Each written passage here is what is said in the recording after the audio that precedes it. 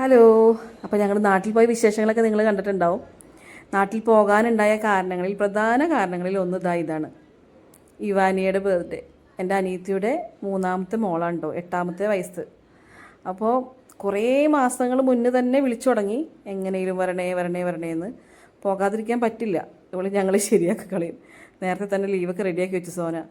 അങ്ങനെ പിന്നെ പെരുന്നാളും കൂട്ടിയിട്ട് തിരിച്ചു വരാമെന്ന് കരുതിയിട്ടാണ് ഞങ്ങൾ നാട്ടിലോട്ട് പോണത്. അപ്പോൾ അങ്ങനെ പെരുന്നാൾ ദിവസം അടിപൊളിയായിരുന്നു. അതിൻ്റെ വിശേഷങ്ങളാണ് കേട്ടോ. അപ്പോൾ കേക്ക് കട്ട് ചെയ്തിട്ട് അടുത്ത വിശേഷം പറയാം.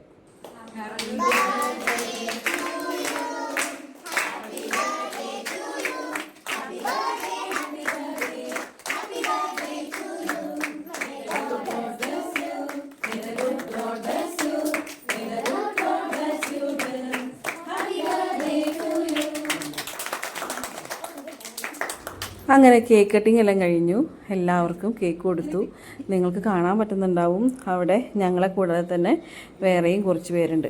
അപ്പോൾ വലിയ ആഘോഷമായിട്ടൊക്കെയാണോ നടത്തിയത് നിങ്ങൾ ചിന്തിക്കുന്നുണ്ടാവും. സത്യം പറഞ്ഞാൽ മനസ്സിൽ പോലും കരുതിയിട്ടില്ല.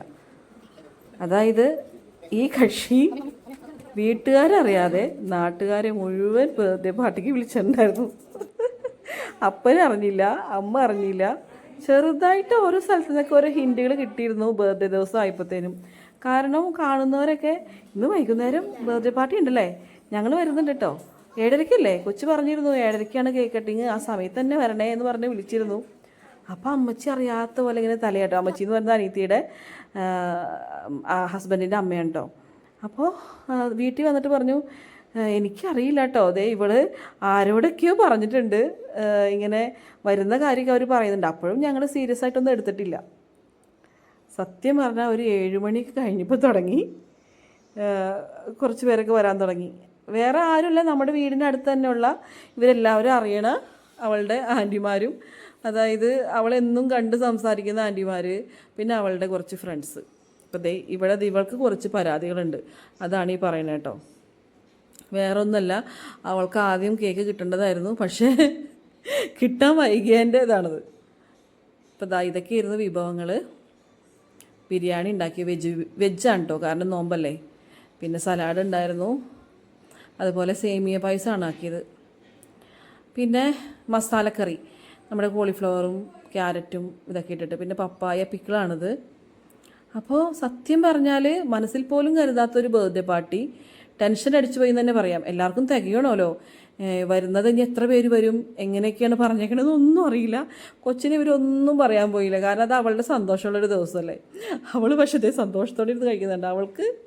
അവൾ ആഗ്രഹിച്ച പോലെ തന്നെ നടന്നു.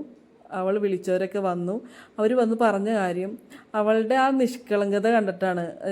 സത്യം പറഞ്ഞാൽ വേറെ ഒന്നിനല്ല, ആ ഒരു ബർത്ത്ഡേ കേക്ക് കട്ട് ചെയ്യുന്ന സമയത്ത് വന്ന് അവളെ കണ്ട് വിഷ് ചെയ്ത് എന്തെങ്കിലും ഒരു കുഞ്ഞി സമ്മാനങ്ങൾ അവൾക്ക് കൊടുത്തിട്ട് പോകാമെന്ന് കരുതിയാണ് അവർ വന്നത്. എല്ലാവരും കേക്ക് കട്ട് ചെയ്തപ്പോഴത്തേനും പോകാൻ വേണ്ടി ഇറങ്ങി, ആരെയും വിട്ടില്ല, പിടിച്ച് നിർത്തി. ഭക്ഷണം ഉള്ളത് കൊണ്ട് നമുക്ക് കഴിക്കാമെന്ന് പറഞ്ഞു. പക്ഷേ 5 അപ്പം കൊണ്ട് 5000 പേർക്കെന്ന് പറഞ്ഞ പോലെ വന്നവരൊക്കെ വയറ് നിറച്ച് കഴിക്കുകയും ചെയ്തു, ബാക്കിയും വന്നു. ഭയങ്കര സന്തോഷമായിരുന്നു. അവൾക്ക് കിട്ടിയ കുഞ്ഞു ഗിഫ്റ്റുകളാണ് ഇതൊക്കെ. കുഞ്ഞുങ്ങളല്ലേ, അവർക്ക് ഏറ്റവും ഇഷ്ടം ഇങ്ങനെയൊക്കെ ആയിരിക്കുമല്ലോ. അപ്പോൾ അവൾ കാണുന്നവരുടെയൊക്കെ ഇങ്ങനെ അവൾക്ക് ഇഷ്ടമുള്ള ആൻറ്റിമാരുണ്ടല്ലോ, അവരൊക്കെ കണ്ടപ്പോഴാണ് അവൾ വിളിച്ച് പറയണേ ഇങ്ങനെ വരണേന്ന്.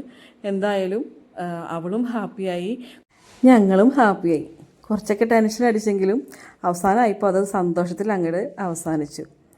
അങ്ങനെ കിട്ടിയ ഗിഫ്റ്റുകളൊക്കെ പൊട്ടിച്ച് ആൾ അടിപൊളിയായിട്ട് അന്നത്തെ ദിവസം എന്തായാലും അവൾ വിചാരിച്ച പോലെ തന്നെ അവളുടെ ഇഷ്ടങ്ങളൊക്കെ അങ്ങനെ നടന്നു. ഞങ്ങൾക്കൊക്കെ ഇത് ആദ്യത്തെ ഒരു അനുഭവം ഉണ്ടോ ഇങ്ങനെ ഇവളാൾ. എന്തായാലും അങ്ങനെ ഇതെല്ലാം കഴിഞ്ഞ് രാത്രി കിടന്നു കഴിഞ്ഞപ്പോഴാണ് അടുത്ത സർപ്രൈസ്. രാത്രി കിടന്നപ്പോഴാണ് ഈ കുറുവാസങ്ങളുടെ കാര്യമൊക്കെ പറഞ്ഞിട്ടാണ് കിടന്നത് തന്നെ. ഒരു 12:30-1 മണിക്ക് ആയപ്പോഴത്തേനും വാതിൽമ ഭയങ്കര മുട്ടും കുറേ സൗണ്ടും. പേടിച്ചു, ഈ പിള്ളേരൊക്കെ കൂടി ഓടി വന്ന് എന്നെ വിളിച്ചു. പിന്നെ അത് കഴിഞ്ഞ് ബൈജുവിനെ പോയി വിളിച്ചു. വാതിൽ വന്നപ്പോഴാണ് അറിയണേ ബൈജുവിൻ്റെ ഫ്രണ്ട്സ് സർപ്രൈസായിട്ട് വന്നേക്കുന്നതാണ് കേക്കൊക്കെ കട്ട് ചെയ്യാൻ. കാരണം അപ്പൻ്റെയും മോളുടെയും ബർത്ത്ഡേ തലേദിവസം പിറ്റേ ദിവസമാണത്. അതൊക്കെ ഉറക്കത്തിൽ നിന്ന് എണിച്ച് തരണം കേട്ടോ. 1 മണി സമയത്ത് ഈ ക്ഷീണം കഴിഞ്ഞ് നല്ല ഉറക്കത്തിലായിരുന്നു. അപ്പോഴാണ് ഇവർ വരണേ. പിന്നെ അതൊരു വേറൊരു സർപ്രൈസായി. അങ്ങനെ പിന്നെ അവർ വന്നു, സന്തോഷമായിട്ട് കേക്കൊക്കെ കട്ട് ചെയ്തു.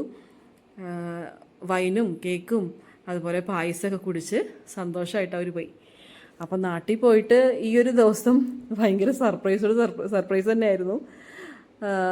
എല്ലാവരും ഭയങ്കര ഹാപ്പി. അപ്പോൾ ഇതൊന്നും നിങ്ങളുടെ അടുത്ത് ഷെയർ ചെയ്യണമെന്ന് തോന്നി. എന്തായാലും ഇഷ്ടപ്പെട്ടു എന്ന് കരുതുന്നു. ലൈക്ക് ചെയ്യുക, സബ്സ്ക്രൈബ് ചെയ്യുക. അതുപോലെ എന്തെങ്കിലുമൊക്കെ നിങ്ങളുടെ അഭിപ്രായങ്ങൾ ഈ കമൻറ്റിലൂടെ അറിയിക്കാം. അപ്പോൾ ഇന്ന് ഇത്രയേ ഉള്ളൂ. Tata, bye bye.